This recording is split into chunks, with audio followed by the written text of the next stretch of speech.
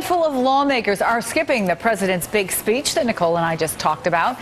And one of them is Illinois Republican Congressman Joe Walsh, who joins me now from D.C. Congressman, good morning. Good to be with you, Chris. I've read that you said you don't want to be a prop and just sit there and watch this speech. But at the most basic level, what about respect for the office of the presidency? Chris, what I'm going to do is go home and talk to the real job creators in this country.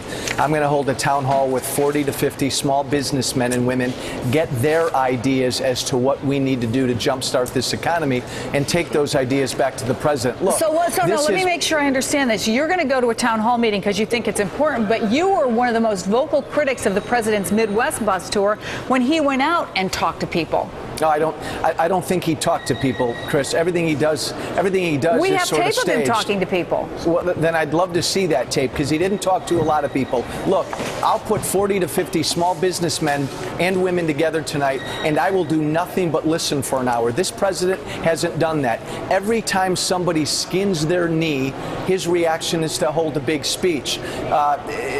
He's cheapened the very notion of a joint session of Congress. Well, you said you don't want to be a prop, Congressman. You said you don't want to be a prop, and yet aren't you just doing a publicity stunt by suggesting that what you've suggested that what the president should do instead is come and jointly host a town hall with you for your constituents, where the importance of this moment is he's going to talk to all of the American people.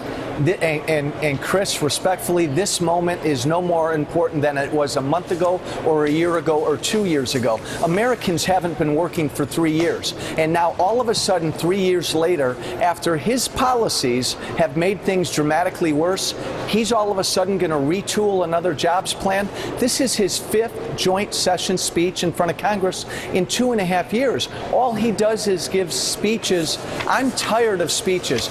If he had a plan, Chris, I've heard you say this, so I went on your website to look for your jobs plan, and what I found was you ask people to fill out a form. We're showing it there. It's called American Job Creators, and you want them to tell you what isn't working. So rather than present a plan with specifics to America and Congress, which the president will do tonight, you on your website ask people to fill out a form. And Chris, again, you know the Republicans have a plan. Basically, our plan is to repeal everything this president's done. Because right now, out in the private economy, folks are overregulated and they're overtaxed. You know what? They're overstimulated.